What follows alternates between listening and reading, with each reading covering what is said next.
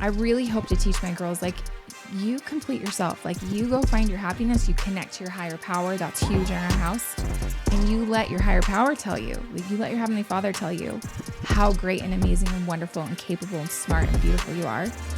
And then when you are that whole person, you're going to attract another really healthy whole person, most likely. Have you ever had a friend who isn't afraid to say the thing that no one wants to say, but that everybody's feeling? Perhaps it's the friend that isn't afraid to tell you that the relationship you're in just might not be good for you. Or the friend that's willing to be vulnerable and share the hard things in her own life to help others. Today's guest is that kind of woman. I've called her friend for over a decade. What I've been impressed with over and over again is her courage and boldness to say the things that need to be said. She's as fearless online as she is in person. And although her business Mint Arrow was originally started as a place to find the best deals on the nicest stuff, she has also used her platform to talk about faith and family, two topics that can get really vulnerable really quickly. When I first decided to start this podcast, I knew immediately Corrine was on my list to get on as soon as possible. And not just because she's been featured in the New York Times, Forbes, Business Insider, or Allure, though that's pretty impressive. I wanted Corrine on because for the last 20 years, she's been writing the playbook on what we talk about here at Lean In with Lizzy.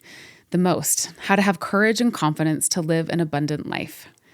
Each time Corrine's come to a roadblock in her own life, whether it's divorce, addiction of a spouse, postpartum depression, or codependency, she's taken her community on the journey with her to figure it out together. I'm so excited to dive into some really important topics together today. And know this is an episode that's going to leave you thinking and with ideas how to make your life a little better right now. Corrine, I am so happy to have you here today. Thank you for having me. This is so exciting. I'm so excited for you. Thank you so much. Right from the beginning, you were someone I knew I wanted on the podcast for so many reasons. We've known each other for a really long time. Mm-hmm. The hardest decision was, what do I talk to her about? Because I could pick like 15 things I would love your perspective on. Oh, that's nice. Well, I just think this is such a cool thing that you're doing. There's so many women that are going to get, like, they need this. This is like the perfect thing for women kind of our age. And so, yeah. Thank you. But let's go wherever you want to go. Okay. Yeah. So I would love to head towards talking about codependency. Okay. You speak on that so beautifully and authentically. But I think to give context to that, and also just because it's super interesting, I'd love to dig into your story a little bit. What brought you to here, where you've been, what you've done career-wise, family-wise. Just tell us a little bit about yourself. Okay. Well, it's fun that I'm in Provo because I went to a former Miss Provo luncheon right before this. Oh. So I went to BYU. I was Miss Provo. I usually don't talk about that ever, but it's just on my mind. I didn't know that. And yeah. And then after that, I was married right after college. And then I got divorced a year later. And then I met my husband and we dated for 2 years and got married. And while we were dating, he told me that he had a problem with pornography. And that is something that we never planned on telling people about. But years later, after we went through the 12-step program and really just experienced so much deep change in our marriage and individually, that was something that we felt like, we needed to tell our story about. So we've done that. But I guess to back up before that, so we have 5 kids. I had my first baby here in Utah. And after I had her, I had postpartum depression. And I just was like, I need something to do to get me out of the house and to just, wake me up every day other than just breastfeeding and changing diapers all by myself in the house alone every day. And so I started my blog. It's a fashion blog. It's called Mint Arrow. And I've been doing that for 11 years. So for several years, I just did that. And then about 5 years ago, I started podcasting. And about a year before that, so 6 years ago, we told our story about how my husband had overcome this pornography addiction and how I had really worked on codependency as well. And we both did that through working the 12 steps. And so that kind of takes us to where we are now. And that really feels like my life's work, to teach people about codependency and how that is actually a really sneaky thing that most of us are dealing with. And a lot of it roots in childhood trauma and things that we go through where we learn, like, we got to take care of other people if everything to make everything okay and to feel okay. Everybody else needs to be okay. And I think especially women, although men are definitely very codependent too in their own way, but I think especially as women, we can tend to feel like it's our primary responsibility to make sure everyone around us is happy. And then we always come second. So, those are some of the things that I think I woke up to when I went through all of my self-development with learning how to break free from codependency. And it's just something that once I realized, oh, there's a better way to live than the way I've been living my whole life. And especially once I started getting into relationships and I bought into that lie that we all love, that Hollywood sells us, that someone will complete you and that there's some perfect person out there that's going to make you happy. And then you get into this relationship where you feel like they're supposed to make you happy and you feel like you're supposed to make them happy. And it's just very well intended and usually disastrous when that's the only meat of your relationship. And so anyway, obviously, because I said before I had a divorce and other failed relationships as well, that led me to, when I got married to my husband, a lot of codependent tendencies that I brought into our marriage. And because he's a recovering addict too, addicts actually are typically very codependent as well. So it's just something we've had to both work on a lot. But now that I know what I know, and I've worked on it for so long, and I've also mentored and helped so many other women to work through it, it's like, it's actually very doable and so freeing to be able to take your own peace and happiness back. And I really believe we have like a mutual love for the gospel of Jesus Christ. And I believe it's very central to that. Even though it's not something we talk about in our faith a lot, it's something that I think is actually so central to everything that Jesus taught. To love your neighbor as yourself and to figure out how to love yourself is a big piece of the puzzle. Ooh, there's so much we're going to dig into. Okay. I'm so excited. Just backing up a little in those earlier parts of your story, and then I think we're going to head right into codependency because I have 100 questions I want to ask you right now. How did you make that transition online from talking mostly about fashion and mostly about that to feeling like, I actually want to talk about more personal things? And I want to broaden this discussion to those listening in who may not be bloggers or who may not be sharing anything online, but who feel like, I have this life at work and I can only go there and talk there. And then I have this life at home or with my church community. Like, I think as women, we have such a capacity to impact people that goes beyond a work relationship. Yeah. But it can feel like there's some invisible barrier there and we can't do that. What advice would you give on like how to have more natural conversations that way, or not to be so fearful in opening up other conversations? I love this so much. And this was kind of how we developed our friendship, was because you had your platform, The Small Seed. Are we allowed to talk about that? Yeah, for sure. Okay. So for sure. Lizzy really gave me the opportunity to openly share my faith story for the first time as a blogger on The Small Seed. And it really opened up my eyes to, I had really bought into the lie that Satan loves for us to believe that you cannot mix work and faith ever. Like those two things are water and oil. They don't go together and you never cross those lines. And I believed that for a long time. And I, especially when I started my blog, felt like, okay, I kind of have to keep this a secret, because if I want to be taken seriously, you would never, if you owned like a brick and mortar business, put a sign out in front that says like, come on in, I'm a member of the Church of Jesus Christ of Latter-day Saints. So it was something I just, kept quietly in my back pocket for a long time until I talked about it on The Small Seed. And that gave me a little bit of a boost. And then you invited me to a conference where we had one of, I think both of our mentors, Greg Gervais, gave a talk where he just talked about the potential for good if every woman in that room was to talk about their faith. And I just couldn't leave it alone. Once I heard that, I couldn't unhear it. And so I just dove all in and shared about my testimony of the Book of Mormon and lost 3,000 followers in a 24-hour period, which was a lot at the time for me. I mean, it's a lot for anyone, but at the time I had like 33,000 followers on Instagram. So that was a lot. And that was a big part of how, and it still is, how we feed our family. So I felt like God was going to make it up to me though. And he has in so many ways. and continues to, but I think that it's been progressive. It started with the small seed, and then it was sharing the Book of Mormon. And then after that, I just kept having this feeling like I was supposed to start a podcast, and it would wake me up out of a dead sleep. Wow. I had multiple nights where I would just wake up and it was like this strong revelation that God was like, I need you to start a podcast and I need you to do it yesterday. You need to do it now. So that was 5 years ago. And then I found myself about 2 years ago looking at, okay, I've got this thriving business, Mint Arrow. That's our fashion blog. And then I talk about these other things. I talk about addiction recovery, my faith, codependency, my family, things like that. And the direction at that time came to split my Instagram, and I didn't want to do it. And I was like, oh, this feels really hard.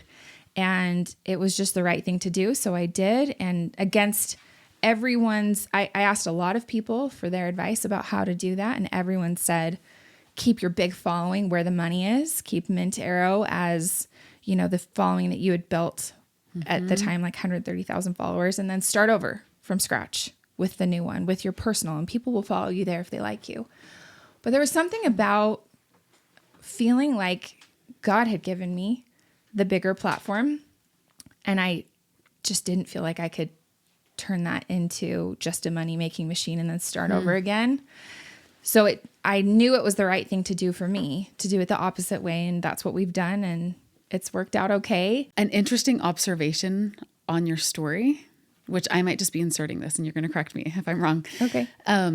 It's so interesting that it started by sharing maybe what feels like the scariest thing. Yes. I don't know why faith is so scary. Like there are so many believers, even though in some different faith traditions, we feel like the number's going down or whatever, like more Bibles were sold last year than ever. And I need this actual statistic, but like a crazy amount of Bibles. We have the show, The Chosen, like people do want this. Yes. But especially at that time, I remember feeling like, oh, you're sharing about faith, like even with the small seed, you're going to be hated. You're going to be the weirdo. You're going to be like this oddball in the room that no one's going to want to talk to.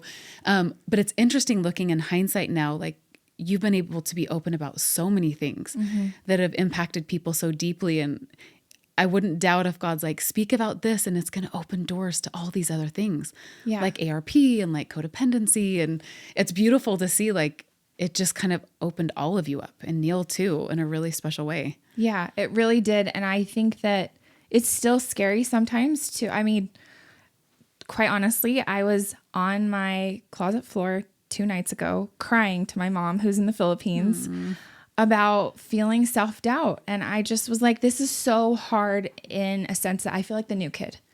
I feel like I've been doing the fashion blogging thing for 11 years now. I, went season after season to New York Fashion Week. I've been invited for years to so many of these like fashion blogger conferences.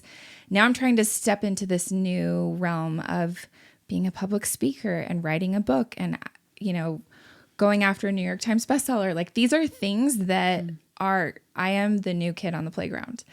And so I think that is something that the adversary loves to tap into, is anytime there's like a crack of self-doubt or what am I thinking? Like I already know what I'm doing in this other realm. Why would I step into something new? Why would I even think about leaving? It works. Like if it's not broke, why fix it? Kind of a thing. And I think that, I don't know if you and I have talked about this, but right before I spoke at BYU Women's Conference, and then I also spoke at the Utah Coalition Against Pornography, I gave a keynote there, both of them in May, like back to back, Friday and Saturday. And Elder Renlund spoke right before me at the Utah Coalition Against Pornography. Who's an apostle for the Church of Jesus Christ of Latter-day Saints. For those of you who aren't familiar, amazing man, and his wife is amazing too. Yes, like world leader. Yeah. Yes. Heart surgeon. Yes. Brilliant. So well spoken. And I had a chance to ask him a question because it was the two of us right before we were going to speak. They asked us to be there early, and his wife was there too. And I just said, can I ask you a question? He said, yes. And so if you have a chance to ask someone like that a question, there's so many things you could ask. And I just said, I feel like I cannot get Satan off my back. And he's just relentless. And I don't know what to do. What do I do? Because I feel attacked more than I ever have in my whole life. I think I saw you the day before. at Chelsea's house. Oh my gosh, that's right. And That's I remember right. we talked about And this. I told you also Yes. that I felt like I was You're like, just, I don't know what's going on. I Yes. like can't, you know, the things to do. You've been attacked before because Yeah. you're not afraid to put yourself out there. And that's what happens. That Right. you like go to the front lines, like quite literally. Those are the spiritual front lines. So I haven't heard the story of what happened in that question. So he told me, he said, first of all, whenever I feel like that, I know I'm onto something good, because if he wasn't threatened, he would leave me alone. Yep. So he said, that's the first thing. Second thing, he said, you need to call it what it is. So call it out. Like, I know this is the adversary trying to discourage me from doing what I'm supposed to do. And then he said, number 3, call upon the powers of heaven and you will get help. And so that's what I did. And I also read Dennis Deaton's book, Looking Unto Christ in Every Thought, which was, I haven't heard of it. oh my gosh. Well, I think it is named wrong. I think he needs to rename it and call it something like Satan is a bully and here's how to defeat him, because that's I'm buying that book. That's the whole book. The book is really just, here are all the sneaky Wow. tactics of Satan, and here's how to, also here's what to do about it. Here's how to overcome it. And that was Tana Fox that told me about that book. And love so Tana. I just started listening to it, and I did a lot of driving that weekend, you know, back and forth from Davis County back to Utah County. And so I listened to as much as I could. And then after that, kept listening to it. And that book really helped me to see things for what they were and see that, okay, no wonder the adversary was trying so hard to get me to just go back to your corner. Just go sell shoes. Yep. And there's nothing wrong with selling shoes, but it was like, there's such a threat here and I need you to be quiet. So I'm going to make you feel like very small Yeah. so that you'll stop doing things that matter, you know. And not that I actually have always felt like being an advocate for wearing modest clothing, and that to me has felt like part of my life's mission, I guess. And so I don't think fashion is wrong. I don't think finding, you know, good clothes to wear at affordable prices, and that's kind of our whole thing at Mintero, I don't think there's anything wrong with that. But I think that these things that have woken me up out of a dead sleep, where God has said to me, like, I need you to do this new thing, and I know it's scary, but do it anyway. Those are the things that threaten Satan. Yep. Yeah. And for sure, the pattern of like when you feel, and I think you know when it's not you. Yes. Sometimes there are things that are just great ideas that are you and God, and he's kind of your partner, and like, sure, if you have that great idea, go for it. If like there's no reason for him to say no, I think he likes to say yes. That's my personal belief. There's other things that are nowhere on your radar that are like, that was not what I wanted to do. That was not in my plan. Those are the ones that I think come more strongly because they're not in our minds. Yeah. So he has to say that when those happen, I feel like there's a pattern of what happens after. The inadequacy, the imposter syndrome, the real excitement mixed with, there is no way you're asking the right person. Yeah. Some divine channel got crossed and that was supposed to go to my next door neighbor. Yes. You missed and I'm going back to bed, you know? Yes. But I think when you can recognize the fear that comes and when you can recognize the need in the world that comes and things almost start to happen on their own without you even trying, that it's like, he's going to give you a little boost of help because he knows this is out of your comfort zone and you're probably not even qualified at all. Yeah. At least every time in my case, I'm speaking for myself. Those are things to listen to. Yep. Pay attention. And if you're feeling that right now as you're listening, pay attention to that. Don't pay attention to the fear. Don't pay attention to the other things. Like God has those parts. He has the part where you're not qualified. He knew that and he called you. So he's okay with that part, you know? Just say, okay, well, what can I do? What's my first step? For me, as soon as I take a first step, it starts to go away a little. And I think it's because once you have momentum, Satan loses a little bit of power. Oh, that's good, Lizzy. You need to put that on a pillow or a Let's cross do it. stitch or Let's something. do it. Yes. Until that point, though, he has a lot of power. Yeah. Because you're still waffling and struggling. And I think he's just like, I will keep you here as long as I can. Yeah. And maybe stop the whole train. And he'll take you however he can get you. I have found that too. It's like if he knows that you're not going to, back down in one way, maybe he'll attack something else in your life. Yep. And so I think that whole calling it what it is super important so that you can see, this doesn't mean I'm not supposed to do this. This means there's just, a little bit of friction that I have to push through. Yep. Yeah.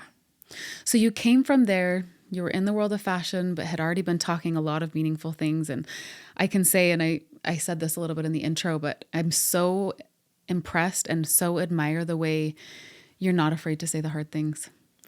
And that is like the new kid on the playground. And I kind of think it always will be because the masses never really want to say the thing that everyone's thinking because everybody's moving the other direction. Yeah. But you don't really believe like, oh wait, other people would think this way and feel this way. And it's usually the silent majority that would have your back.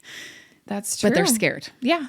Yeah. And it is scary. It is scary when you see the whole world go the other way. But then you've come from there and you talked ARP and 12-step, and that would be another amazing episode to do. Just like, what does that path of healing and recovery look like?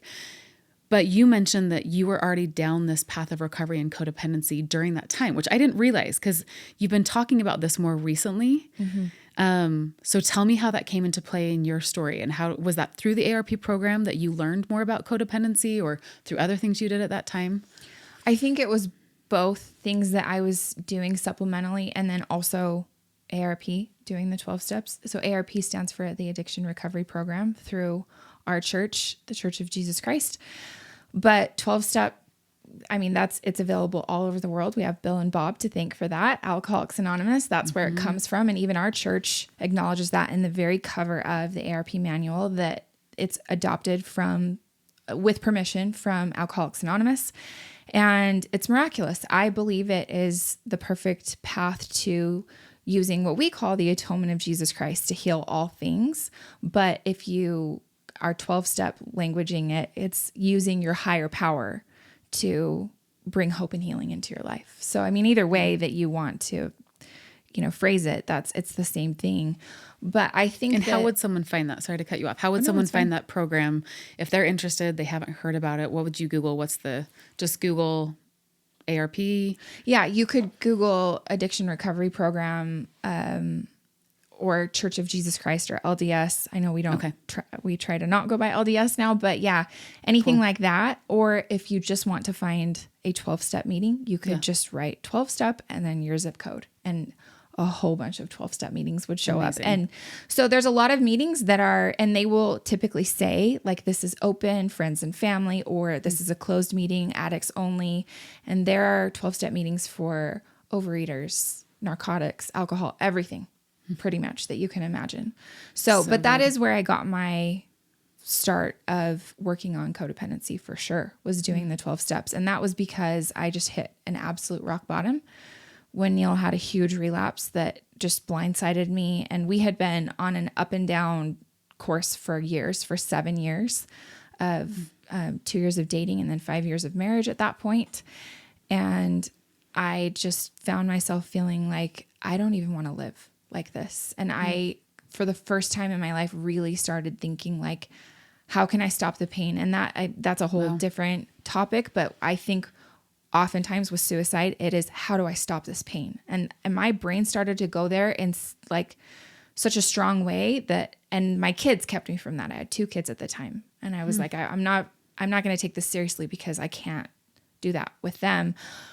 But the fact that that was a thought for me was a wake up call, that I was like, I can't live like this anymore. And I've got to do something about it. So I called our mutual friend, Mandy, who introduced me to the 12 steps, and cried to her, and she listened. She was a great listener. And then she just said, Corrine, do you just need someone to listen to you, or do you want to do something about it? And I was like, I'll do anything, whatever you tell me, I'll do it. And she was like, okay, you need to do the steps.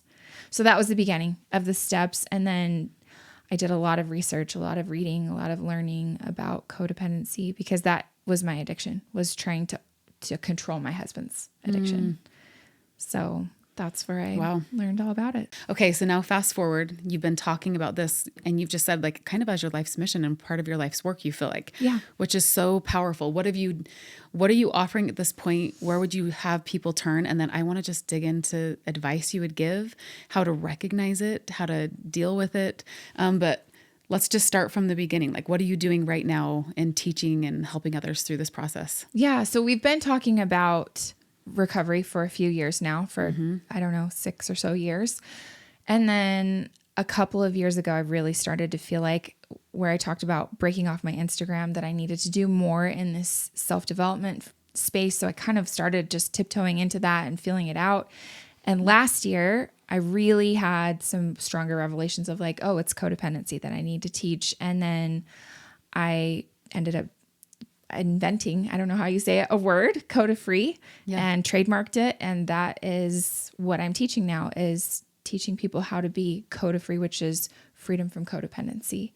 So it's something that I've walked women through with a boot camp, and we're actually revamping it now so that it's like a much easier, like 3 very simple module, just like low barrier of entry, offering, so that somebody can just kind of dip their toes in it and say like, is this for me?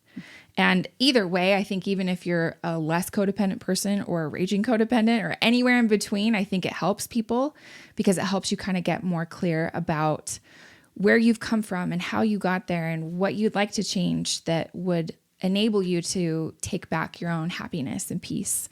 And it's called Define Your Desire. So it's really about digging out, what is your heart's desire? And that's something that I actually, as I was just searching for like, what do we call this? And how can I help people? And what's like the first step? And not in the 12 steps, but what is the first thing that somebody needs to do to even figure out how to start working on this and where they need help?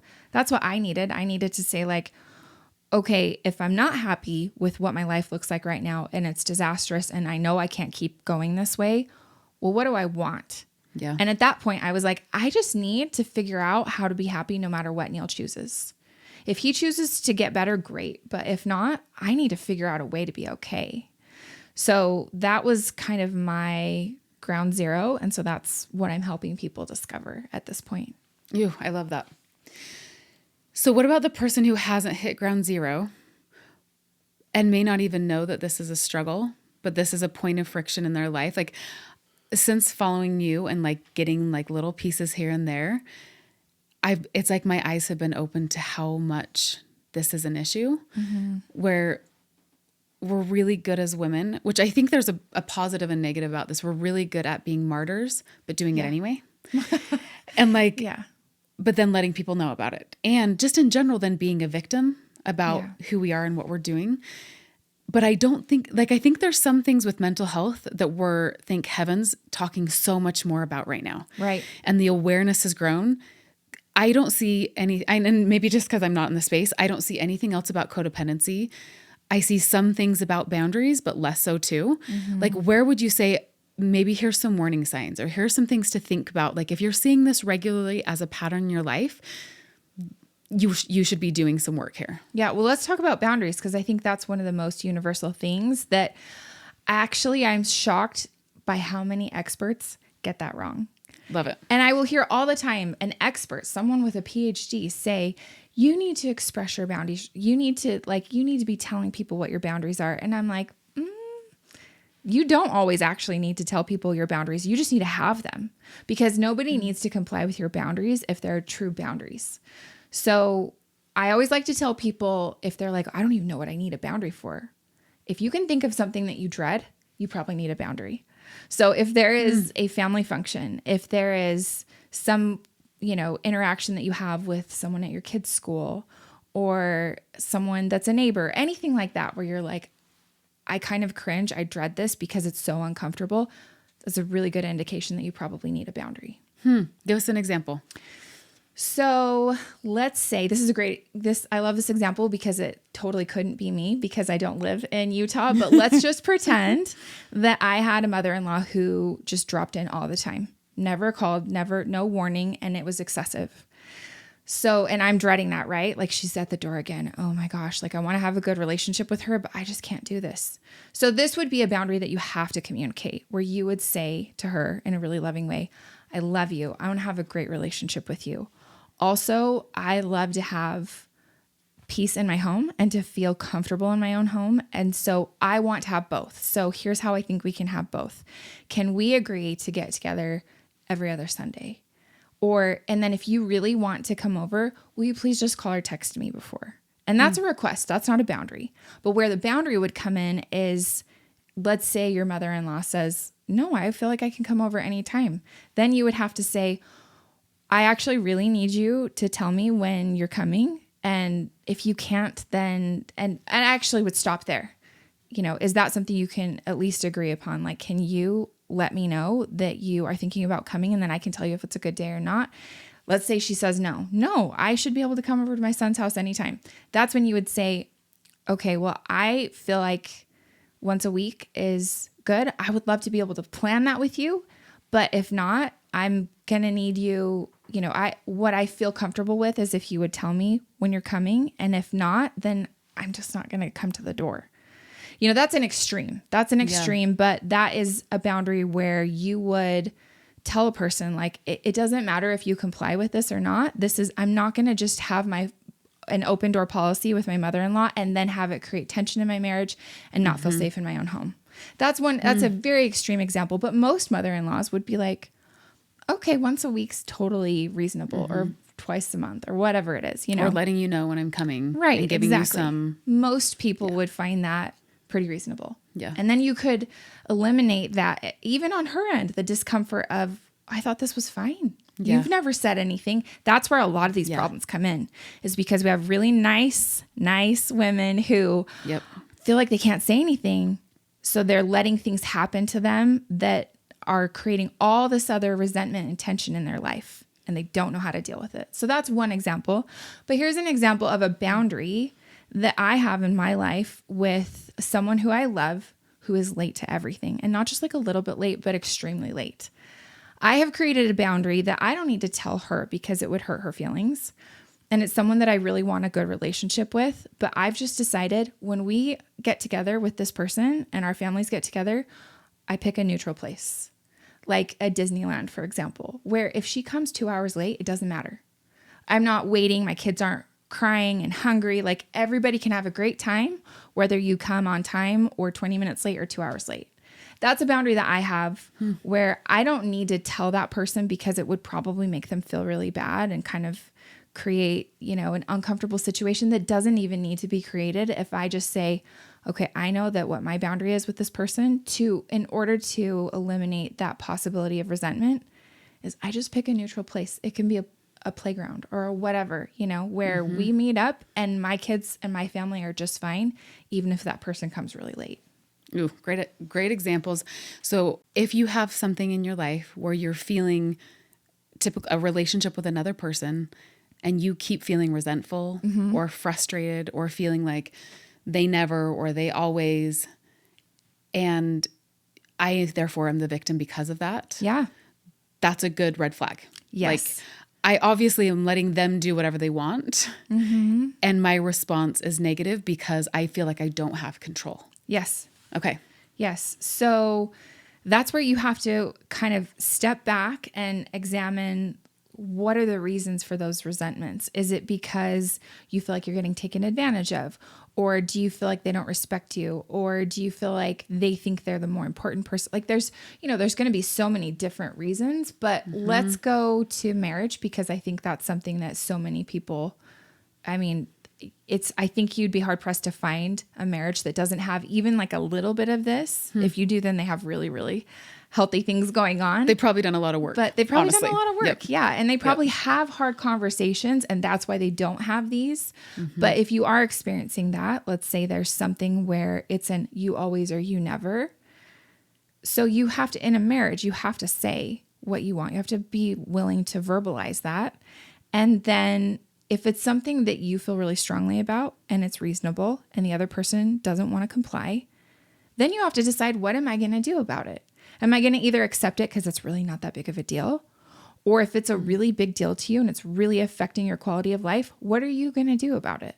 Somebody responded to an Instagram post this week where I talked about, this is a boundary I get asked about all the time. Is it okay if I have the boundary of my husband has to sleep on the couch if he acts out in his addiction?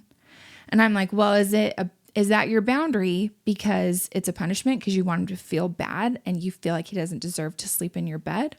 Or is it, I need a safe place and I can't even sleep. I'm so upset and angry when I found out that you've done this or you've been lying to me or whatever, that I need my bedroom to be a safe place. So you sleep somewhere else in the guest room or the couch or whatever.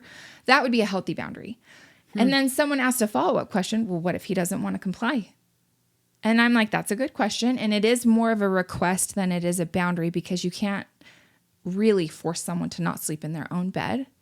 So my response was, if that's really what you need to feel safe and everyone deserves safety, then you got to decide what you're going to do. If that person says, no, that's my bed, I'm sleeping in my bed. Then you say, am I going to go stay at a friend's house or with family for a little bit? Am I going to go check into a hotel? I know that's not like feasible for everyone, but this is where you actually are always in charge of your peace and happiness. And even in an extreme, like let's say we've got a woman who is like, I'm not safe to leave my home. That's why there are organizations that exist to help you get safety immediately. So I feel like every woman needs to know that your safety and happiness is actually always within your control.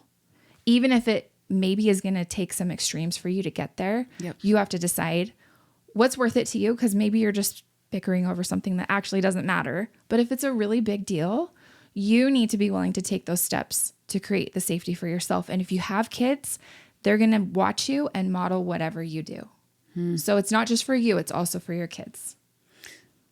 Harrowing and scary to think through, but also if you need that courage to say, my child is going to follow in my same footsteps, maybe I don't dare do it for me, but I dare do it for those kids. And that runs the spectrum of like the really horrible abuse situations and even things that feel more minor. Yeah. If it's like, well, it's not worth this fight, but I always feel resentful and I'm always a little bit taken advantage of because I don't say no. Even in those situations, to say, what am I teaching my sons or my son or my daughter or my daughters? Yep. Am I teaching them that is their role too? So think about it generationally. Don't just think about how does this impact you? And if you're okay to just say, I'll just take it. We've been through enough and it's hard, but do you want other people to model that same behavior who come after you? Right. It's powerful. So that's obviously we run the gamut of big boundaries, big dependency, small dependency. What advice would you give someone who is in that situation then, who's recognizing, even as we're talking, like, okay, maybe this is why I'm really sad when I'm home, because I'm not even realizing, I didn't realize that was the thing, but now I realize that's the thing. What is the first step they take? Go find a course, connect with you. Where would you tell them to go get help? Because nobody wants to be stuck in that place.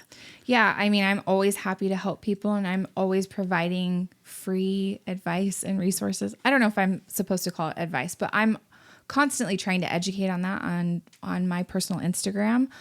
But I also think that a great place to start is just, I know that self-care is really overused right now, but I also think it's extremely misunderstood. So if you look at self-care as literally just taking care of yourself, that's all it is, then are you doing that? Are you drinking enough water? Are you getting sleep? Are you, moving your body physically to feel good? Are you doing the things? Are you being creative at all? Are you doing anything that fills your soul and makes you feel like a whole person? And if you're not, that's a really good place to start. That's a really good place to say, you're probably taking care of other people. You're probably making sure they get fed and they get sleep and they get to all of their sports and all their everythings. Are you doing any of that for yourself? Or are there places where you're seriously lacking and you know that it's not unreasonable for you to put yourself as a priority? And honestly, you're going to take care of all your other people better if that's really good leadership. If you are being a good steward of yourself, that's a very good place to start. And you don't need anyone else's permission or buy-in to start taking better care of yourself. That's such a great practical first step. Yeah. And it also I think it can help you look at your life and say, how bad is it?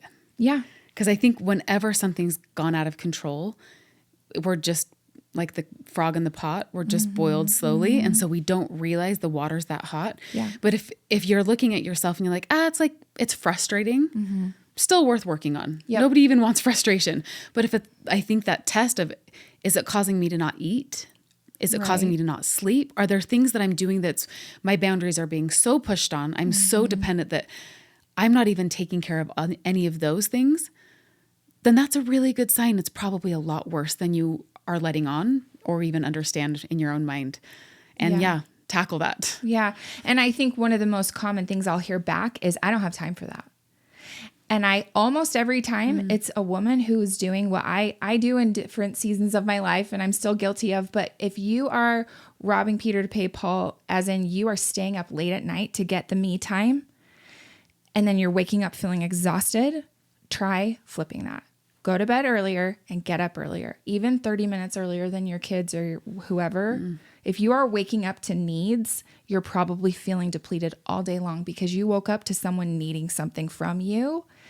And if you wake up even 15 minutes earlier and you start doing a daily self-care practice, and this is not self-indulgence, it's not bubble baths. It's like self-care of, are you connecting with your higher power? Are you reading something that's uplifting? Are you feeding your mind and your spirit? Like if you can start with that every day for even 15 minutes, you're going to be a completely different person. And you're probably starving for that me time. And if you're doing it late at night, it's not doing you any favors. And I'm guilty of it. I've done it so many times, but I am a much better person when I discipline myself to go to bed just a little bit earlier and I get up 30 minutes, ideally an hour before my kids. I am a whole new mom, new woman, new wife, new business owner, new everything. I would love to do a whole episode on self-care. And I think I have to slate that because I think we look so often in practices that don't actually feed us. They just put a Band-Aid on it for a minute, or they get us through that rest of that day. But if it doesn't actually have life in it itself, it's not going to sustain anything in you. And that doing that first and making sure you don't start the morning on empty with people then who have needs is really, really great advice. And I think, again, like really practical places to start. How bad is this? Is this present in my life? Do I have other practices that are feeding me so that I'm not just being the one depleted? I think I would love to hear about how this experience has changed the way you parent and you mother specifically. Yeah. Because I think kids who also see that modeled, that this is what moms are for, that's what they're going to expect their wives to do, or what they're going to feel as a mom that they're expected to do. Have you seen a shift in your kids or a shift in how you parent your kids through this? Yes. I used to feel so out of control all the time as a mom. Like you can't control these little people and it's your job to control them. That used to make me feel so out of control. And I'm not perfect at it, but I have worked really, really hard to give my kids their control back as much as I can, because we want kids to feel in control of themselves so that they have their own self-esteem, because they're making good choices when they make good choices. And when they make mistakes, they learn from them because there's nobody to point the finger at but themselves, because they had the autonomy to make their own choices. That has completely changed the way I parent. And I think that we've called it different things. We've called it helicopter parenting. We've called it, I remember reading Parenting with Love and Logic, I think is one of the most popular parenting books out there. And it teaches this concept. And even Christ-like Parenting, which is a book that I think we both love. All of these books teach the same thing. They're just not labeling it what I would call like raising coda-free kids, which is you're raising kids who they take on their own happiness. Their grades are their own. Their choices are their own. If they want to quit something, this is something I stole from Ashley Reeves. I don't know if you know her, but she gave this hack once on Instagram. She said, if my kids want to quit something, I say, fine, here's the phone. And she makes them call the coach and say, I'm quitting. So good. It's such a good life hack, first of all, because a lot of times it makes them realize like, oh, I don't want to do that. But second of all, if they really do, it's back on them, And I think with grades, that's one of the things I learned from Parenting with Love and Logic is they said in that book, one of the number one problems they see in parenting is parents feel like their kids' grades are their own.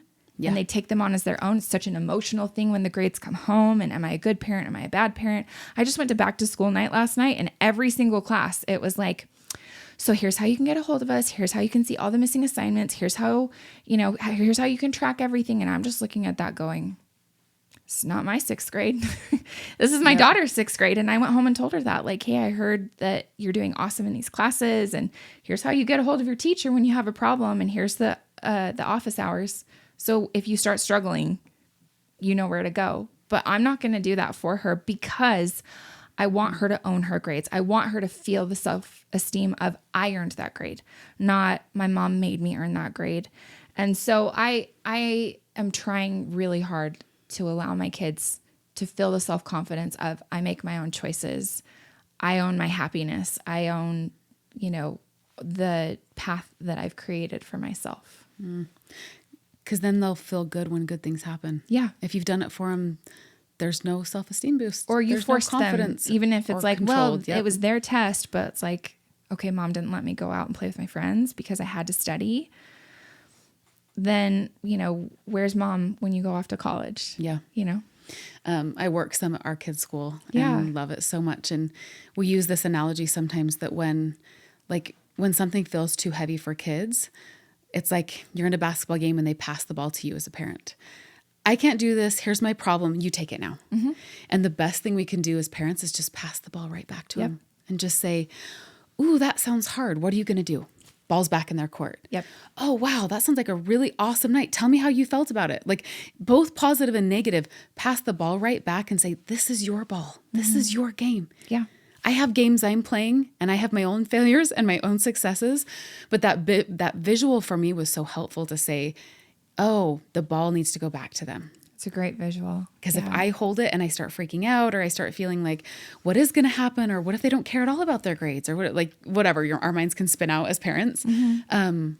It doesn't help anyone. It doesn't help them either when I do that. Right. Beautiful. What is your hope for your girls when they're older and in your shoes? I really hope to teach them that they don't need a guy to make them happy, and that I hope they find love. I hope they find someone that they love and who loves them. But I feel like all the Disney movies and all of the Hollywoods and everything teaches us like that is the pinnacle of happiness when you find the one and they complete you.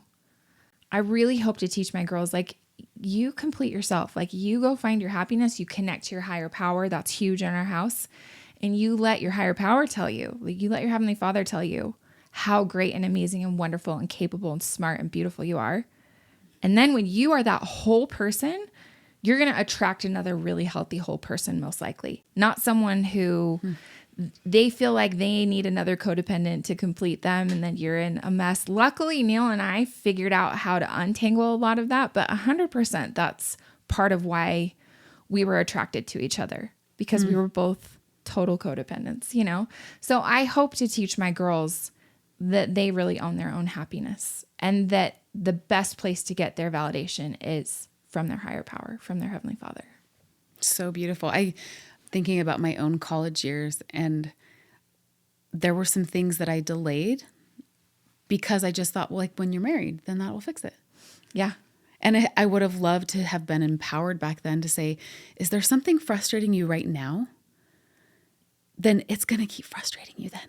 Yeah. Unless you marry a therapist and he helps you work through it, then maybe he can help you. Yeah. But you're hiring him for a different job than being married to the man. Right. But for me and anyone listening who is in college to say, what can I do right now to be the most whole and happy version of myself? Mm-hmm. And I love what you said. Not only is it worth it for your own happiness, but like you'll probably find someone who's healthier too. Yes. Because you'll know what that looks like. Yes. And they're going to be attracted to someone on that level who's done that much self-development, who feels that level of self-confidence, is going to be looking for someone. Mm-hmm. People just can detect that, who is happy, that a girl that's happy whether he calls her or not. And she's like, hey, if you don't have time for me, like I'm playing soccer with my girlfriends, or I'm doing something else. Like I have already figured out how to complete me. And I don't need you if you're not going to give me the time that I deserve. I think that healthy people really attract each other. So I really hope that happens for my girls. But again, like their journey is their own. Yep.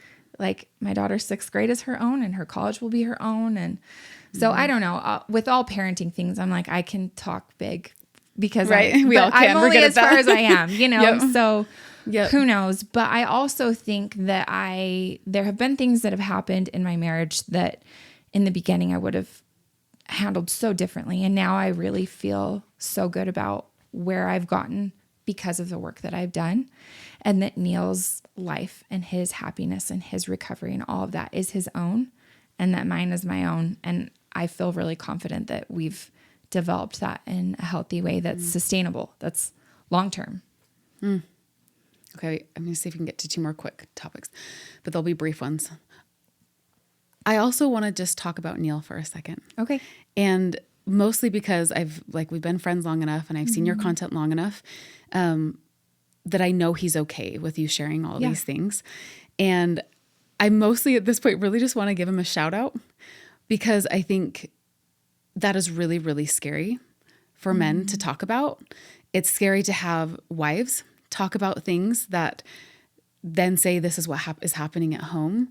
And he's so courageous. And I just want to say thank you to him, because we need the people who are okay to say, like, I failed at this, I'm bad at this, and get vulnerable, to then let us talk openly about how to work through those things. Yeah.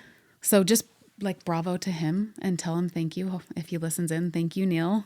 I will. For giving us this opportunity to help so many other people say, oh, that's how you can get out of it. And a lot of people still will never feel comfortable sharing, and that's okay. Right. That's fine. okay.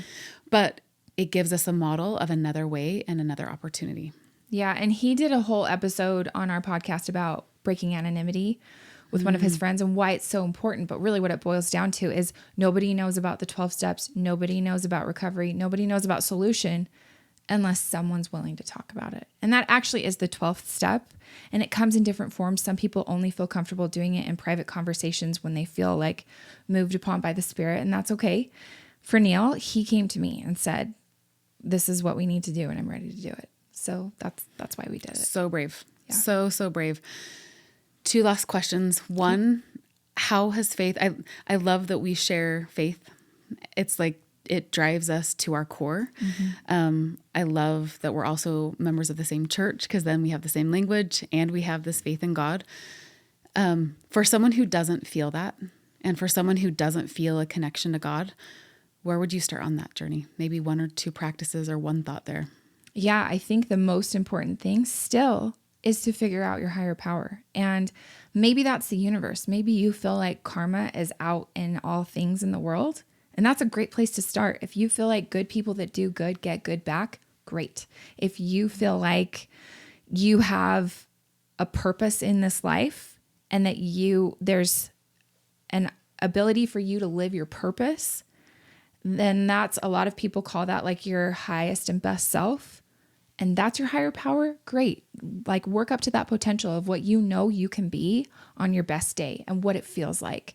But I think that everyone needs that higher power, and you can call it the universe. You can call it karma. You can call it your highest and best self, or you can call it God or Jesus or Buddha or whatever. But having that anchor point is essential. If you feel like there's nothing bigger than you, that's a really scary world to live in. So I think the more you can establish a really strong connection with that higher power and use that as your source of validation, the better everything in your life is going to get. It's a really good place to start. You just said something so beautiful, and now I'm going to dumb it down, but you reminded me of, well, actually it's not, because it's the most beautiful children's book I think of all time. The book by Max Lucado, You Are Special. And it's these little wooden toys, and they go to their maker. And every time this little one goes to his maker, the little dots and stars, which are representative of him caring what everybody else is thinking and feeling on him, just drop off. Yeah.